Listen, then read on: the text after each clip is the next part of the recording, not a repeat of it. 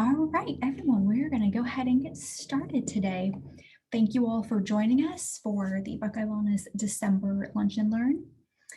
As you can see on your screen, we have a couple of upcoming events. Our next Lunch and Learn will be January 22nd. It'll be at the same time, also on Zoom, and it will be on energy management with Brenda Buffington. For those of you that are familiar with her, she will be speaking for us. And that will be up on Link to Health and YP4H soon. Also continuing is our part 3 of the Stay Calm and Well webinar series. That will be next week, and then we're going to take a couple weeks break for the holidays, and we'll be back on Wednesday, January 13th. Movement and Mindfulness Mondays are a new program we just started this week. They are at 11:50 and they go until noon, just a short 10-minute break in your day to get some stretching in, some movement, some deep breaths, and get you ready for the rest of your day.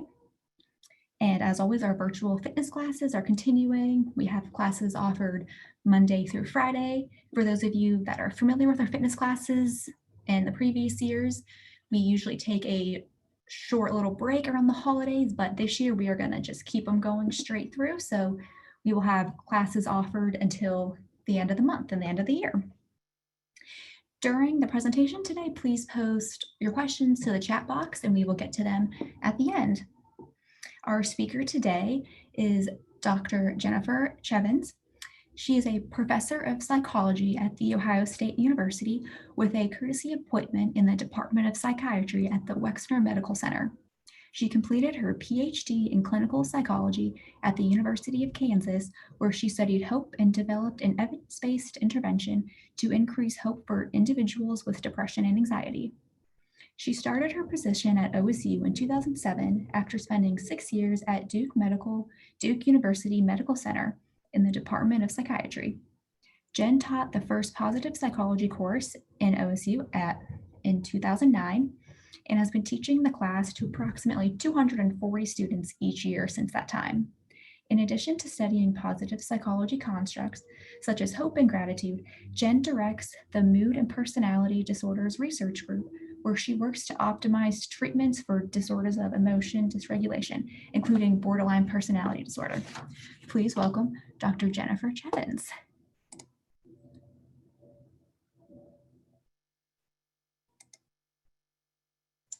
I'm muted. Thank you. Thanks for that introduction. It's good to be here today. I'm going to share my screen. And I think this will do it. Do you all see my screen? Okay, I see. Yep. Okay, good. Thank you. Thanks for having me here today. It's really strange to present to people in this way, but it's nice that we all have the opportunity to gather together a little bit today. So I'm going to talk about positive psychology and well-being, and I'm going to particularly focus on hope and gratitude and kindness, and hopefully give you all some suggestions for things that you can try out if you are so inclined in your own lives. So let's see, here we go. All right, so first let's just start with a kind of a broad sense of what is positive psychology. I'm a clinical psychologist by training, and so it's always a little strange to me to think of positive psychology as a separate thing from psychology, because in psychology, we're meant to study the entire human experience, of which positive emotions are part. So positive psychology is a study of conditions and constructs that are related to flourishing, well-being, and happiness. So it's a study that we do to see like what makes people happy, what keeps people happy, what kinds of things help people be their best selves and kind of optimize their own experiences. There's two ways that we look at this research. The first way is that if you think about kind of a normal distribution of any construct across human experience, so if we were thinking about gratitude, we'd say there's some people who are at the low end of gratitude, most people who are kind of in the middle, and some people who are really high in gratitude. So one of the ways that positive psychologists study this is to identify those people who are really high in that construct and then see what are they doing in their lives that get them to be kind of in that high area there. And so this kind of research, we're looking for this person in the yellow hoodie and we're saying, what is this person doing? Or what kinds of like biological predispositions does this person have that allows them to stay in this high range of gratitude or whatever it is. The second way, though, is to look at kind of all people. We all have normal and expected and frankly desirable fluctuations in our own emotions. So we all have times when we're feeling better and we have times when we're feeling worse. And so one of the other ways that we look at positive psychology constructs is to see, like, if we get you doing these things, does that increase the amount of time that you spend in your feeling better range? So for all of us, we have different emotions, which we would want. Anyone who has seen Inside Out knows that we don't only want joy. That really restricts our emotional landscape in a way that's problematic for us. So when we do these kinds of things that we've learned from these high positive psychology construct folks, so when we do the things that high gratitude people do, does that increase our levels of happiness, and does that bring us into that range a little more frequently? So all of the things I'm going to be talked about, or I'm going to talk with you about today, have been studied in both of those ways. Both what do people who are high in these things do, and when we, the rest of us, do those things, do we feel better?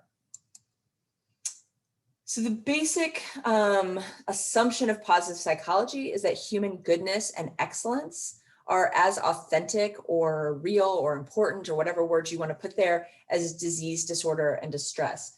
This goes back to this kind of broad view of psychology that all kind of human experiences are important for us to understand.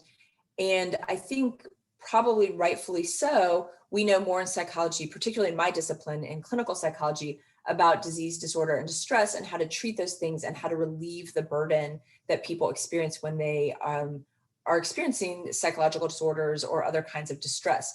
That being said, we know much less about kind of positive emotions and positive experiences and what people can do when they're not experiencing disease, disorder, and distress to optimize their living.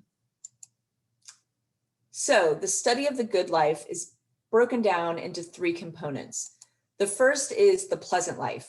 This is, I think of this as the candy and babies part of life. So this is the experience of positive affect. This is hedonic pleasure. These are the things that we do when we think about, gosh, if I could just do anything to make myself happy, what would I do? What would I look like? And how would I kind of orient my life? People who are high in this component of the good life, high in the pleasant life, tend to do a lot of appreciation of things, a lot of savoring. So you can imagine people who, if they're eating ice cream or something, they're like really enjoying that. They have a lot of that kind of hedonic pleasure in their life. The second component is the engaged life.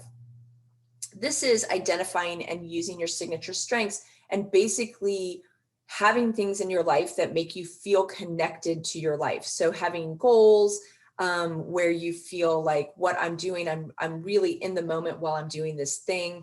I don't know if any of you are athletes or former athletes, but this concept of flow, or musicians or artists, that when I'm engaged in this goal, I really feel at one with it. And I feel like I am kind of my best, most authentic self during that time. So the engaged life is focused on goal pursuits. They're things that we're doing to kind of make our lives better.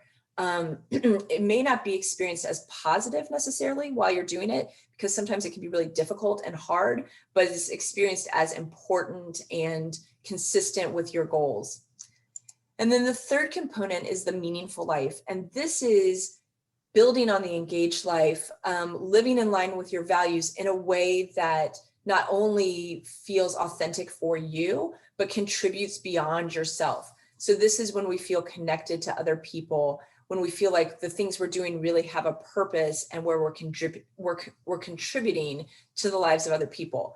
So you all are associated and affiliated with the medical center. Many of you have jobs in which you are living the meaningful life in every day and what you're doing, right? So you're connecting to people, you're helping people, there's a lot of purpose in what you're doing, and you're contributing to the broader society. So not just like, this is important for me, which would be the engaged life, but this is important for other people too. So the data suggests that people who are kind of most optimally functioning, or feel happiest, or feel both hedonic happiness, but also eudaimonic, they feel connected and meaningful, have pieces of their life that fit into each of these 3 content areas. So what we're going to do today is I'm going to go through each of these 3 and talk a little bit about things you might try to bolster that part of your life. So how can you increase the pleasant life, the engaged life, and the meaningful life for yourself? Before we get into that, I do want to say that this is meant to be helpful and fun. And we have been asked to do so many things the past 9 months. And I work on an academic calendar. So this past semester has been the weirdest semester. And we've got another one coming up in a few weeks that is probably going to be just as weird, maybe even weirder, because of the amount of time is going on. So this is not a call for people to do things they don't feel like doing. This is not to ask you to do more. This is only things to do if you feel like that's something that you're interested in trying out. So the pleasant life. Let's talk a little bit about positive affect first. You know, why do we care about positive affect other than it feels good? One of the reasons, Barb Fredrickson is a leading researcher in this area, and she has what's called the broaden and build theory. And this theory has been backed up by quite a bit of data at this point.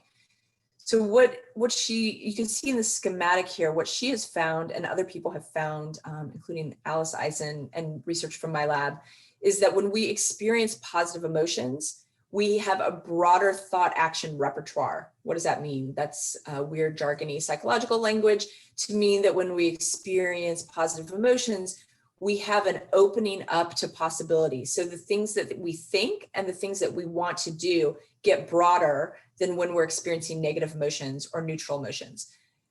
We're designed this way. We are designed to be attentive to threat. And so when you're experiencing negative emotions, so if I hear something in the middle of the night in my house and I feel fear, my thought action repertoire, my attention narrows in on what is the threat, because in order for me to get through that, I can't be like, oh, look at my wallpaper. Look at this thing that I have to do tomorrow. Look, right? I'm narrowed in on the threat. So when we experience negative emotions, whether that's anger, fear, sadness, we get kind of focused on what it is that's causing us threat. When we experience positive emotions, we get broader. And so positive emotions could be joy, happiness, contentment, could also be pride, curiosity, those kinds of things. So when we experience those emotions, we get broad in what we think and want to do. And then we do more different things, and that helps us build resources. So we get more creative in our problem solving, we get more flexible in our thinking, and we build resources, better connections to other people. Maybe we do better in our jobs, other kinds of things. And then when we build resources, we feel more positive emotions. And so we get an upward spiral of positive affect. And that is why we might care about the pleasant life, other than that it just feels good. It might help us build these resources. And then when we have stressors in the future, we're better able to deal with them because we have built these resources through our positive emotions. So one of the things we could do to increase the pleasant life is build a positive affect toolkit. And I just think of this as going through the senses. So you might have a toolkit where you've got different things to look at through sites, and maybe like YouTube videos, pictures. We can't really travel right now, but in general, traveling to places, seeing things that are new, things that bring you joy. I like to watch, my sister watches a lot of videos of pandas as her site in terms of her positive affect. I like to watch videos of old dogs trying to teach young dogs how to come down staircases. But those are, kind of site things that you have that reliably that brings you some joy and happiness. Sound could be music, it could be laughter, it could be a mindfulness bell or a singing bowl if you're someone who has that practice available to you in your repertoire. And then we've got taste, so candy, having some chocolate, an almond M&M, some comfort food, things like that can bring you joy and pleasure. Touch, petting an animal. I've got a dog at my feet right now. Getting a massage, anything like that. And then smell, you might have candles, or maybe the smell of the outdoors, maybe when it rains. New baby smell. This, if you don't have your own new baby, can be a little creepy. So you might want to, rein this one in your toolkit. But any of those kinds of things that can reliably bring you some positive emotion and get you in this place where you're open and more expansive. So what I thought I would do this is show you one of the, YouTube videos that I use in my class is a reliable positive affect induction. It's just about 1 minute and 30 seconds. I hope you can hear it. We'll see what happens.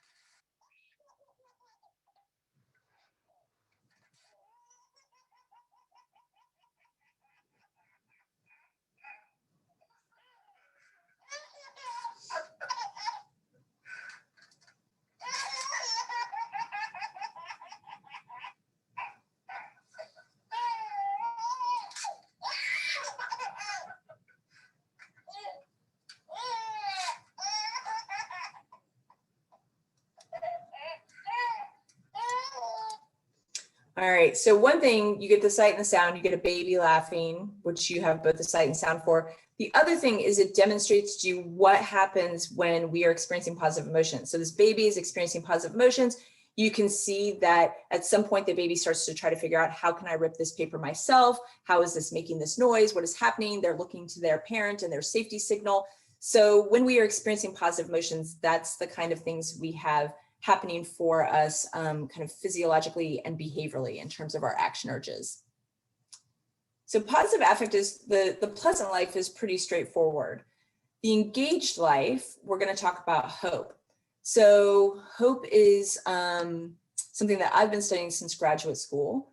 And I think it's one of those ways that we can get engaged with our own lives that we often don't think about. Most of us are doing these skills all the time. So the model of hope that we work with has a couple of components. We think of hope as this positive future expectancy. So do you think that good things are going to happen in your future? And it involves goal-directed thinking. So we all have small and large hopes, right? Like, I hope I make it through this talk without embarrassing myself, or I hope that the holidays go smoothly, or I hope that I get promoted 6 years from now, whatever that is. We've got like small and large hopes that are happening all the time. And when we think about hope, we have these two components, pathways and agencies. Pathways are the routes that link you where you are currently to your goal, to where it is you want to go. And so do you believe that you can produce workable routes to get you from where you are to your future goal? And then agency is, do you believe that you could use those routes? Do you believe that you could use those pathways? So get ready to be awed by my excellent technological skills. Here's a model of hope. This is you wanting to go somewhere, wanting to go towards your goal. And then you've got these pathways that link you to your goal, and you have the agency that's kind of driving you to use those pathways. So, if you think of a goal, like if the goal was to get a date this weekend. So you're thinking, I want to get a date this weekend. It's what it is today, Friday. It's Friday. I want to get a date tomorrow night. Pathways would be all the ways you could think to do that. So I could ask someone to set me up. I could use a dating site. I could go back to people I dated before and, revisit that well. I could stand outside with a sandwich board that says like, I need a date.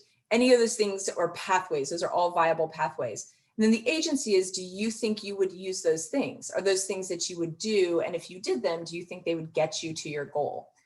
So when we think of any of the goals we have, we think about, can I generate pathways? And then do I believe that I could use those pathways to successfully get my goal? People who report high hope, people who report that they are consistently able to generate pathways and they have high agency for those pathways, have all sorts of good things going on for them in their lives. So they have fewer depressive and anxiety symptoms. They tend to be less hostile, less judgmental of other people. They have better academic and work performance.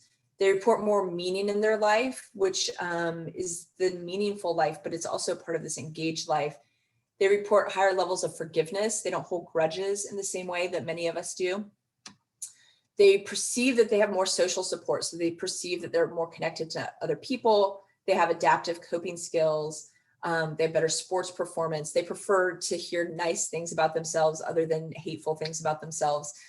All these good things. I mean, just to take academic performance as an example, we found that at their freshman year when they started college, students' level of hope predicted their graduation rates and their GPAs at graduation, even when you accounted for their high school GPA and for their ACT scores. So even if you bring into the mix people's kind of abilities, hope still predicts their performance in both academic and work and sports realms.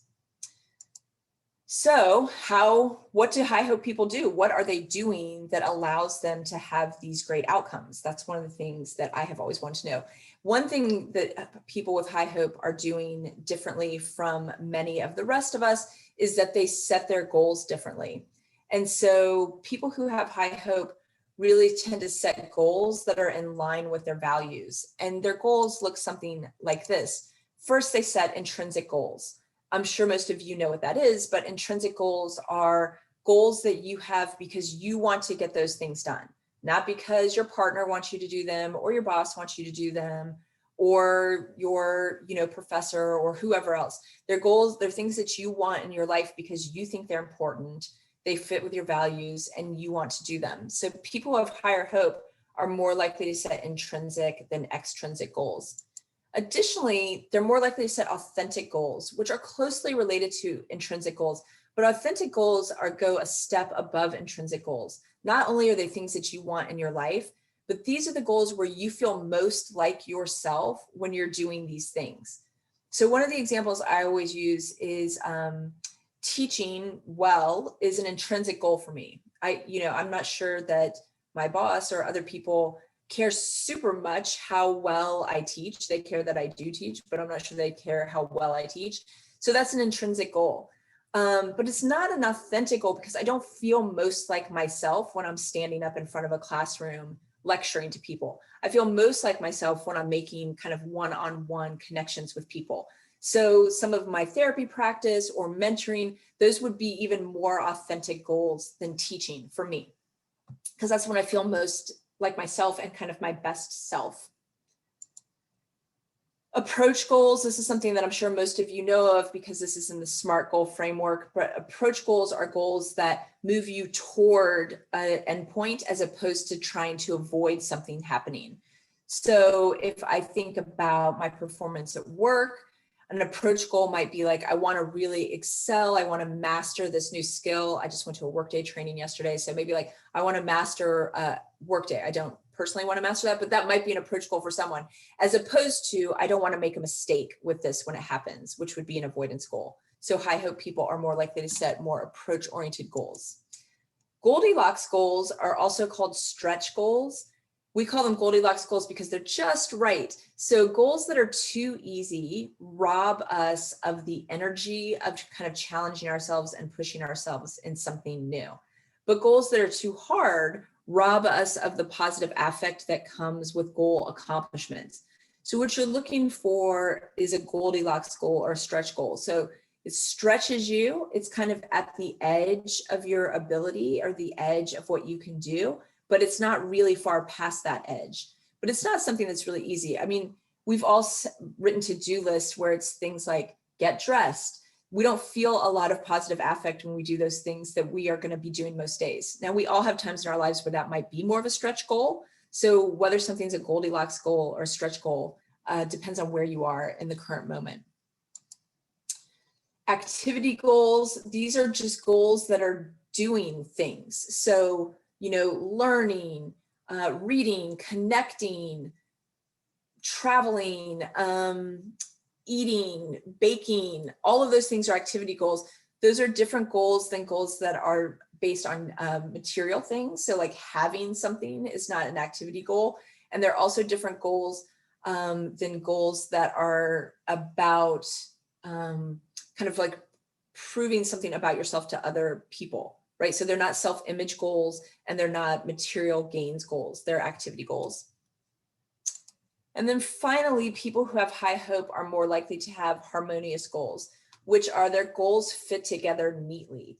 So if you have a goal of, really excelling at work and putting in lots and lots of hours and, kind of rising to the top, but you also have a goal of spending as much time with your kids as possible and volunteering as a room parent and doing those things. You also have a goal of saving a lot of money, and you also have a goal of reading 2 books a month, you can see how those things could come in conflict with each other pretty quickly, because those are all goals that require time. And if you're also trying to save money, you have just gotten yourself in a place where you can't kind of farm out some of the time saving things. So those would be not harmonious goals. Whereas a goal of, reading more and learning more about a particular topic and visiting that place and saving money for that trip, those would all be harmonious goals in which they would be working towards the same thing. Making progress in one of your goals helps you in another goal as opposed to taking away from it. The second thing you can try to increase your hope and to have more engaged life is what we call goal mapping. I apologize in advance that this is about weight loss because it's not my favorite goal to talk about, but Shape Magazine made this graphic for me. And as you may have seen with my hope demonstration, I'm not great at making graphics. So this is what they did. You can see at the bottom of the screen, I am here, that's where you're starting. And then the goal is at the top of the screen.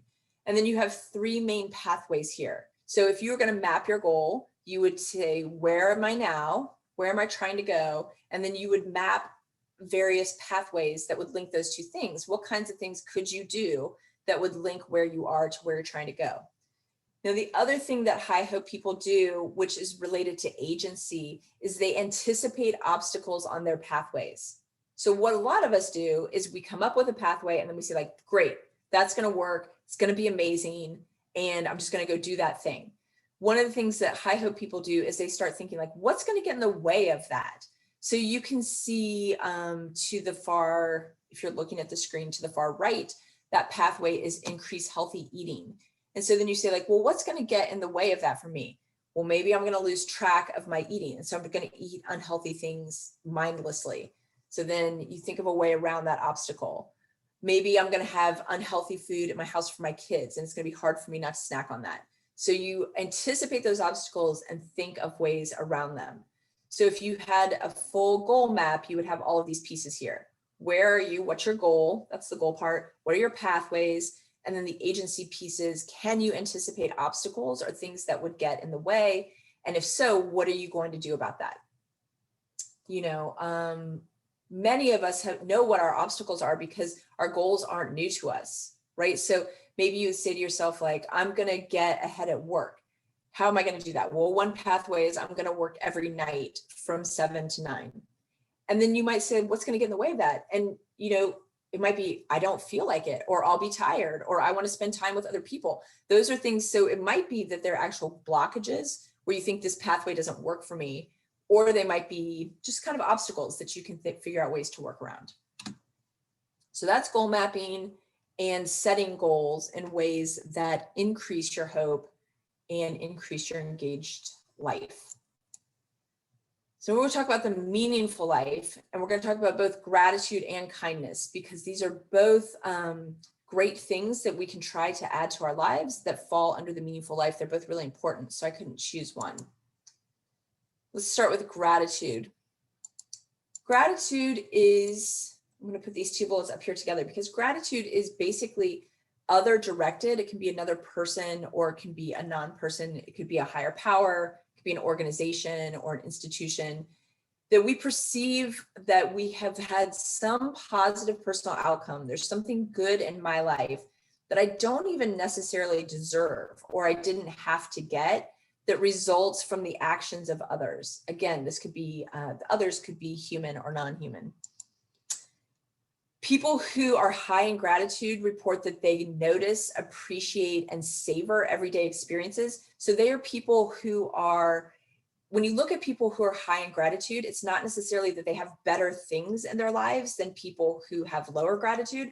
It's just that they report noticing them more, appreciating them more, and spending time really thinking about how to savor those things more than the rest of us. All people kind of across the board report frequently experiencing gratitudes. Like, yes, I feel gratitude on a weekly basis. I experience that, but we are much less likely to report expressing gratitude. So there's 2 things that get in the way of our expressing gratitude. and particularly as Americans. So there's some data to suggest that Americans are less likely to express gratitude, not to experience it, but to express gratitude than other people in Western Europe. So less likely than Germans and British folks. So one reason we don't express gratitude is we think we've earned it. And if any of you bumped on that previous definition of gratitude and that things that we don't necessarily deserve, there's this feeling expressed by Bart Simpson in 1990 that, he said in this episode, "Dear God, we paid for all this stuff ourselves, so thanks for nothing," Bart Simpson. And so we sometimes have this experience of, I've worked really hard for this thing. I did a lot to get to where I am today. So I don't necessarily feel gratitude, or I don't feel like I need to express gratitude to anybody for this outcome in my life.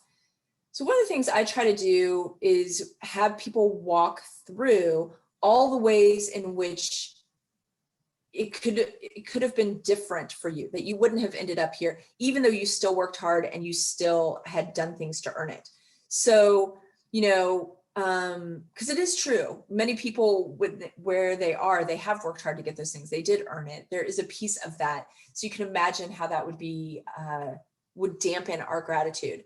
But take, for example, if someone was going to med school. So you have to work really hard to go to med school. You probably volunteered in a research lab and did that. You had to take tests, you had to get good grades, you had to do all of those things. You probably gave up some nights doing things that you might have preferred to do. All of that is true.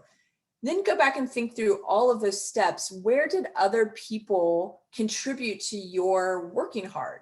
Did you have parents who were driving you places? Did you have people who wrote you letters of recommendation? Was there a study group that you worked with in terms of getting ready for your entrance exams? What other things happened? What other people did things that they didn't have to do that helped you to earn it? And that can sometimes decrease that disinclination to express gratitude or even to experience gratitude. The second thing about expressing gratitude is it feels vulnerable. People time and time again in studies report feeling like it's going to be super awkward. When Nick Epley has done some great studies with his students, and one of the things that they find is that people consistently underestimate how surprising it would be to the recipient of your gratitude if you expressed it, and how powerful it would be to them if you expressed your gratitude to them. In my class, I call this the thank your mama effect, because I say to them, how many of you have a parent that has done something that's been really helpful to you, that you really has made a positive impact on your life in a way that, you wouldn't be who and where you are without that. And everybody raises their hand. Then I say, how many of you have really sat down and thanked them for that? And all the hands go down, right? And they say, well, they know I love them. They already know. It wouldn't even be meaningful to them because they already know. The data suggests that's not true, that people experience it as a really meaningful expression when you let them know you're feeling grateful. The other thing is that people consistently overestimate how awkward it would be. They'll say, I can't imagine calling my old coach from high school and telling them how they would feel so awkward, they wouldn't even like it. And when they do studies and look at, if I'm the person who's going to express gratitude, I will rate how awkward I think it will be for the other person and for me. And then after I express gratitude, they ask me and the person to whom I express gratitude. And we always are overestimating how awkward it's going to be, and we're underestimating how powerful it's going to be. So if that gives you a little nudge to maybe express some gratitude to people that you've been thinking about, then I'm glad.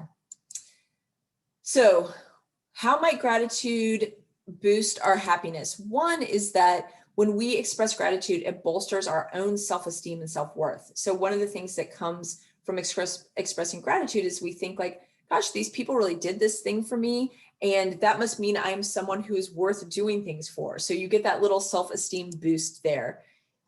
Also, people like it when you express gratitude towards them. So it increases the strength of your social bonds. And gratitude inhibits, it doesn't necessarily make it impossible, but it is harder to be both grateful and at the same time comparing yourself to others and finding yourself wanting. So to say, I'm really so grateful for this opportunity I got. I mean, this other person got a better opportunity, so that's not ideal, but I'm really grateful. It's not impossible, but that gratitude pushes out that comparison a little bit. And it tends to reduce people's negative emotions, particularly anger and bitterness and greed. So that kind of wanting more. I will say one word of caution is that there's some evidence to suggest when we engage in gratitude to make ourselves feel better, it reduces the powerfulness of the intervention. So when you're thinking, we are in the meaningful life component, not the pleasant life component. So when you're thinking about expressing gratitude, you might really be thinking about what is the impact this is going to have on someone else? How is this going to make somebody else's life better? How am I contributing by my expression of gratitude in a genuine way? So there's two things you can do to increase your gratitude. The first is counting your blessings. And I know that we all get emails from the chief wellness officer that says, take your vitamin G, express your gratitude. The 3 good things, or the counting your blessings, is every day write down 3 good things that happened to you.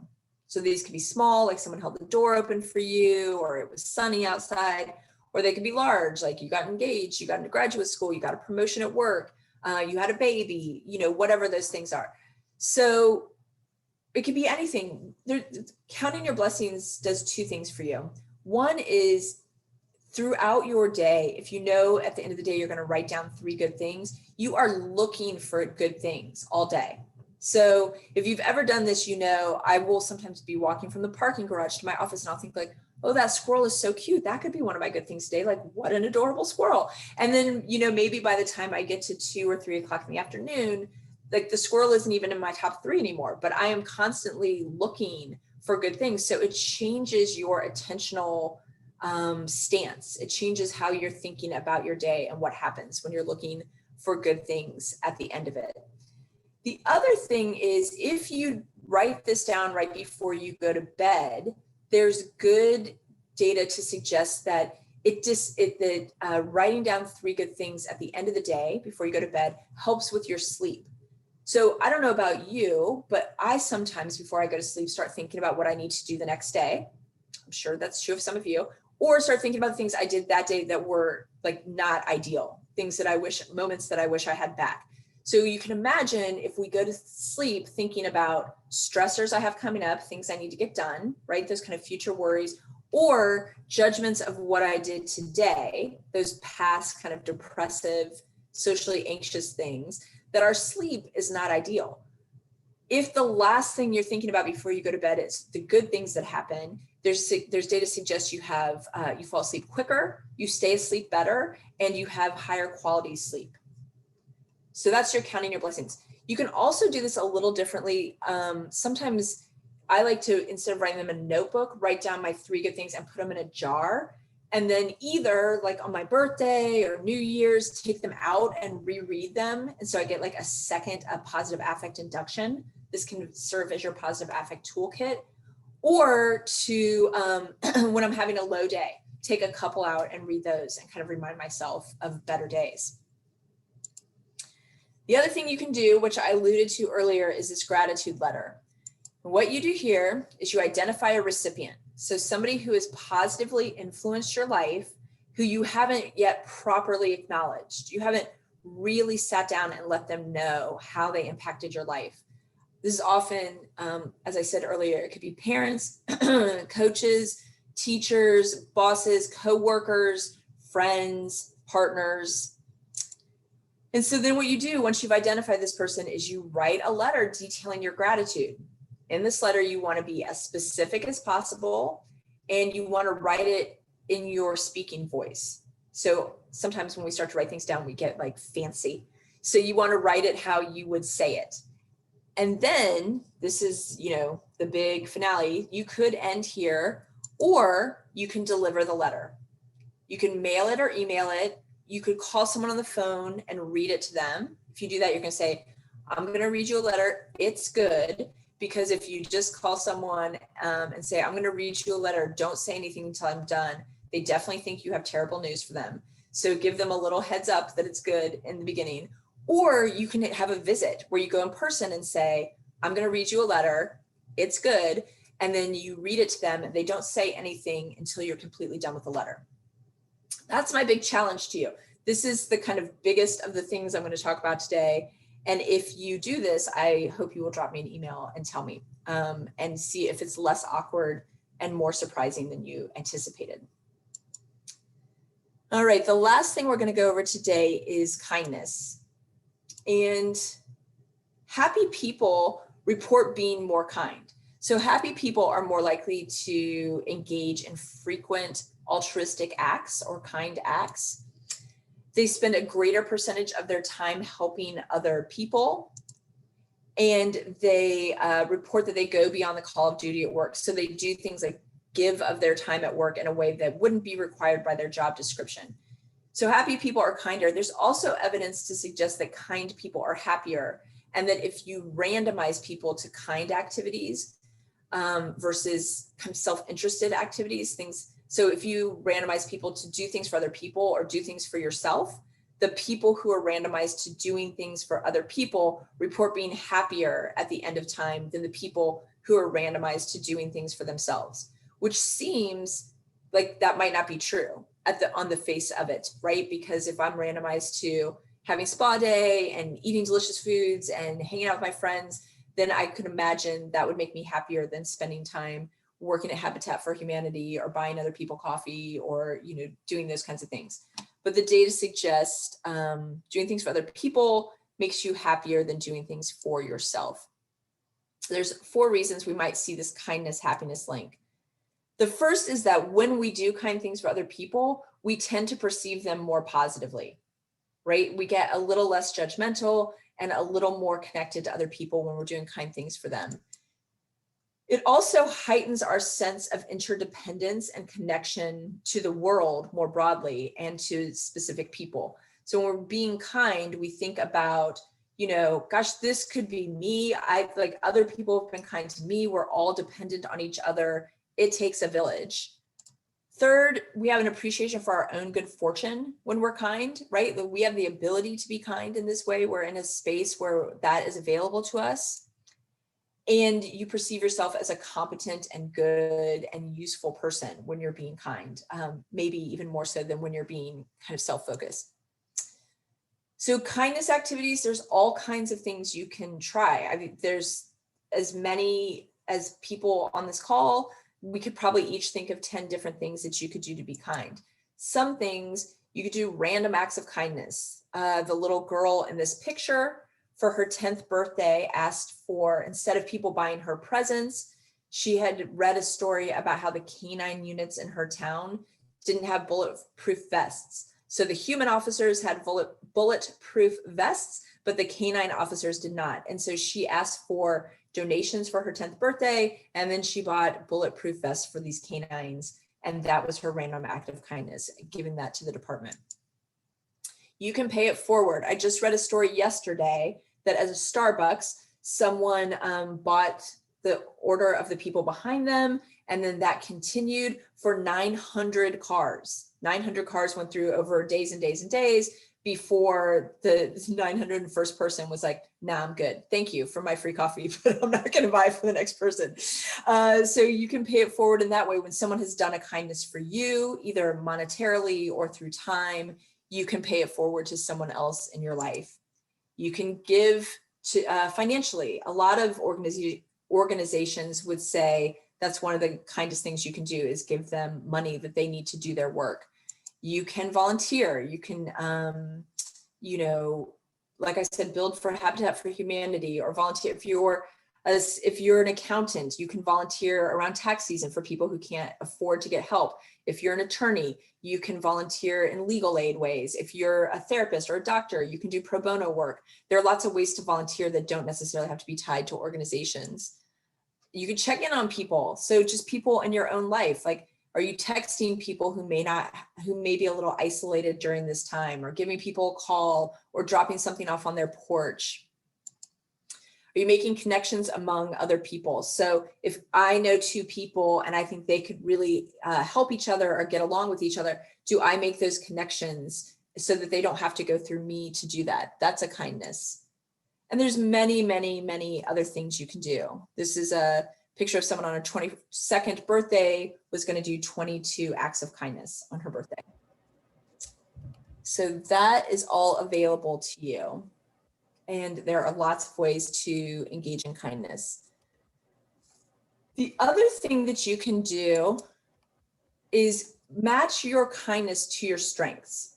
So when you think about like, how am I going to volunteer? Or how am I going to be kind? Or what am I going to do? One of the ways to make it more meaningful and really build on this sense of the meaningful life and your own strengths is to figure out like, what can I contribute uniquely that other people may not be able to do? So you think about your own strengths. Are you athletic? Do you have a specialized skill set? What kind of time do you have available? Do you have a lot of money? You can also think of your character strengths. Are you patient, smart, warm? Do you have a love of learning? Are you loyal? Are you brave? Are you particularly fair? Then think about what kinds of volunteering things could I do that play to those strengths. So if I'm really athletic, like maybe I could coach Special Olympics. As I said before, if I have a specialized skill set, maybe I could do some pro bono work with that. If I have a lot of time available, maybe I could do, and I'm in a high love of learning, maybe I can go tutor kids every day after school. Whatever that would be, I'm playing to my strengths. The second thing to think about is like, what are my interests, right? Because we want this to be something that you're going to be able to keep doing. So am I really interested in animals or older adults? Am I interested in the environment or healthcare, social justice issues? Then I can pick ways to be kind or to volunteer within those areas. And then lastly, like, do I know myself? Am I somebody who likes to work alone, or do I like to work in a group? Because those are different kinds of volunteering and kindness opportunities, right? Do I like to be the decision maker, or do I like to be someone who takes somebody else's vision and makes that happen and makes it happen really well? Do I like to be a team member, or do I like to be the leader? And knowing yourself will help you match your strengths to your kind acts or to your charitable acts. And the very last thing is just, I wanted to go really quickly.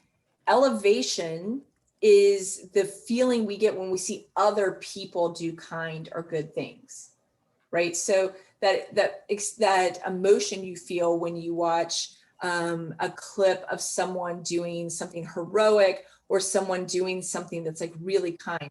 So if you feel like I don't have time to like engage in a lot of kindness things, but I still want to get the goodness of kindness, you can ask other people to be kind, and then you can get elevated. So one year I did this for my birthday. I sent an email to a bunch of people and said, hey, for my birthday, could you do an act of kindness? And then can you email me on my birthday and let me know what you did? So all day throughout my birthday, I get these little like boosts of elevation, but I don't have to do all of the kind activities that I can get by enlisting other people to do them. So I asked people to pass it on and have that. And then on my birthday, I got over 140 emails from people saying that they had worked in food banks. They had, their kids had tutored other kids. They had started a lemonade stand and donated all that money. They had given toys to people. They had baked cookies and taken them to a neighbor, all of these kinds of things. This is just to say that your kind activities, don't have to be your kind activities. We can also experience elevation and connection in that meaningful life way by experiencing other people's acts of kindness and generosity as something that we think about our own positive emotions. So that is what I have today.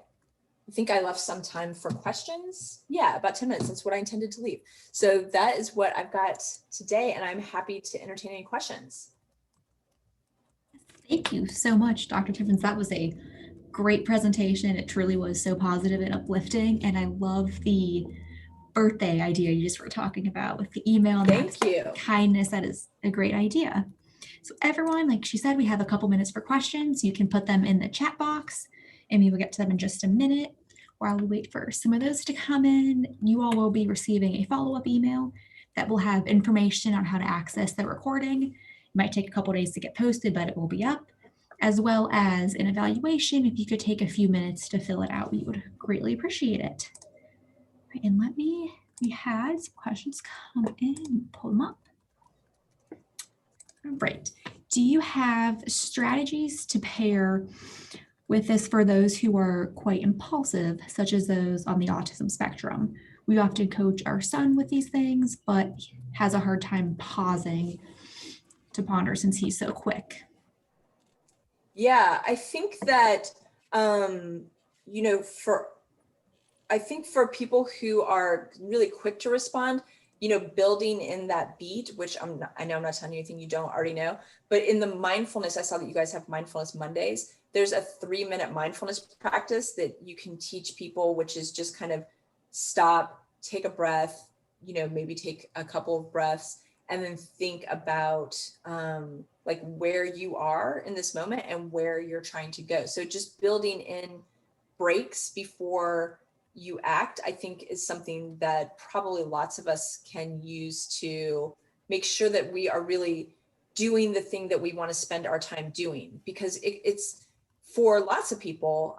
You mentioned someone who is on the autism spectrum, but there's also other kinds of things where we can just get so excited about the goodness that we just act without spending much time thinking about it. So that, you know, breath, pause, even counting to 10, and just making sure that where I'm trying to go is where I want to go.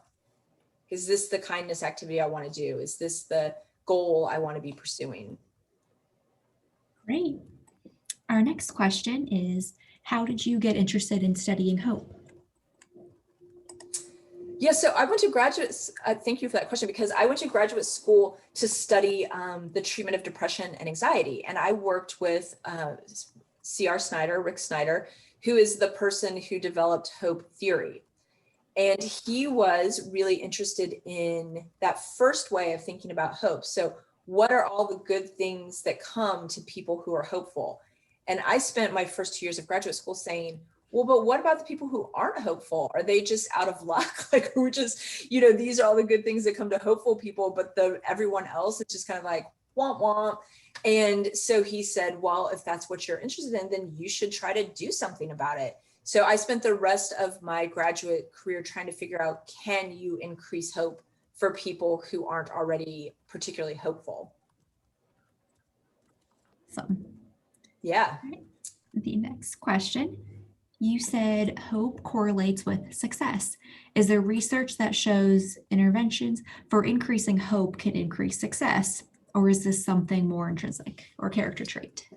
Yeah, there is data suggests you can increase hope. One of the best ways to increase hope is that pathway mapping that I talked about, and also helping people set different kinds of goals and then doing things to increase agency. So setting good pathways helps with increasing agency. But there's some people who have, you know, self-talk or other kinds of things that get in the way of thinking they can use their pathways well. So there's data suggests both over the course of an 8-week intervention and in short, even 15-minute interventions, that people can increase their hope, and that when their hope increases, they are more likely to reach their goals, which would be individual success. So that would be, you know, if people say they want to, you know, seek treatment, we have data suggesting that you can increase people's hopefulness about getting good treatment. Or if it's things like their job or their interpersonal relationships, the increases in hope are related to better outcomes for people individually. Great response. Our next question is on elevation. What do you see as next steps on research and application of elevation? Yeah, I mean, so John Haidt, who is now at NYU, he was at UVA for a long time. It's Haidt. If you're interested in this, he is somebody who is doing a lot of work in this area. And what he has found is that elevation is basically the opposite of moral disgust or kind of social disgust. So when we're disgusted, you know, you see other people out in the world and you're like, why are you doing these things and making the world a worse place? Elevation is the opposite emotional experience of that. So I think the next step in that research is really thinking about, you know, do you get the same impact from manufacturing elevation, like in the way I did, as you would get from it occurring naturally, like when you just see people being really great? I think that's an interesting next step in that research. And then can you disseminate, if you do get the same impact, can we disseminate that widely? And do you start to be a better person when you focus on other people being a good person? I think is also a next step. Good insight on that. Let's see, we had some more questions come in. Is there a correlation between finding joy and increasing hope? Yeah, I don't know about, yes, the short answer is yes, that when people have increased hope, they do report increased other positive emotions. So we think of hope as kind of a cognitive mindset, and then the emotional piece. So when your hope gets higher, you do report more positive emotions.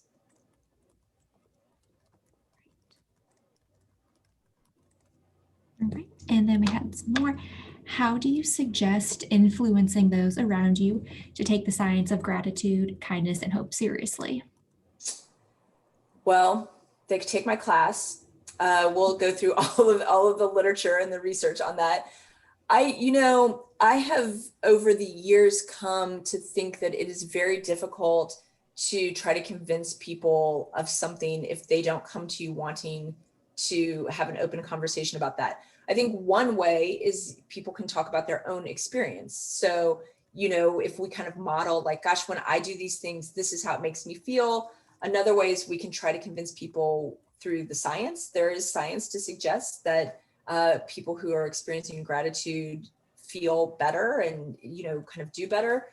But I think it's also important to kind of like let people be who they are, and you be, like if you're working to increase your gratitude, then to kind of like bring that focus into, is there a way that you can put more gratitude in the world and be grateful for other people and like have that be an example, as opposed to kind of drag people. I'm currently at my parents' farm.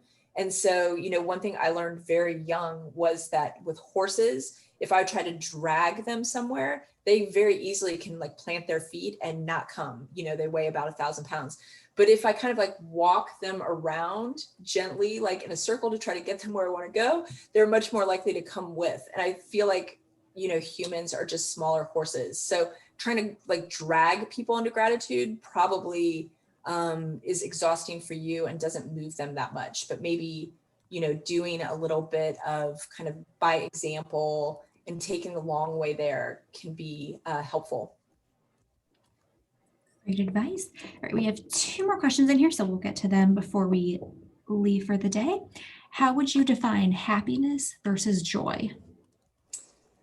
That's a great question. I think that, when you look at the data on that, those are mostly differences of arousal in some ways. So joy tends to be a little bit more high intensity. When people say they're feeling joy, it tends to be a little more high intensity than when people say they're happy.